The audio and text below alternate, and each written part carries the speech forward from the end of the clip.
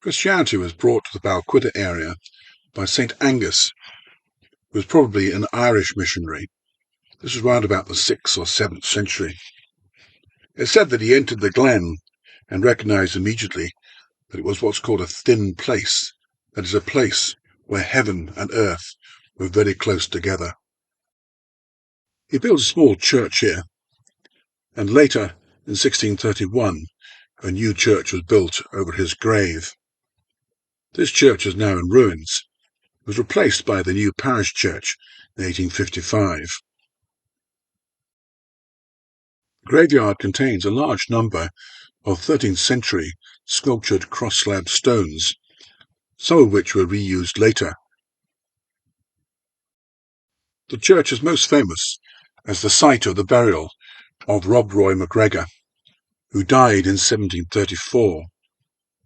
He's buried here with his wife Mary and 2 of his sons.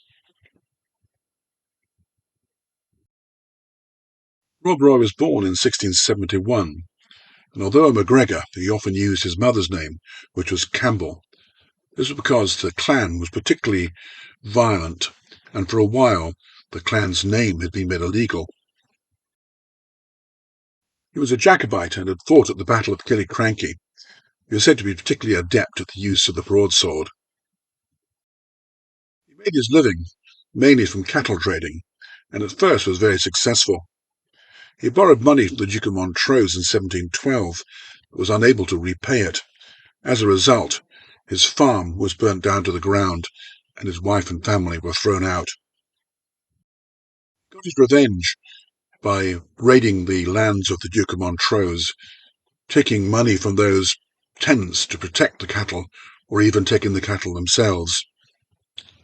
In addition, he, at least on one occasion, pretended to be the rent collector.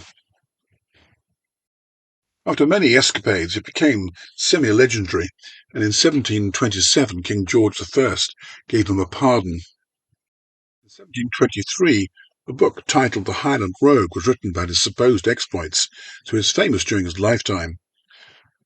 In 1803, Wordsworth wrote about him, and finally, the famous Rob Roy, written by Sir Walter Scott in 1817.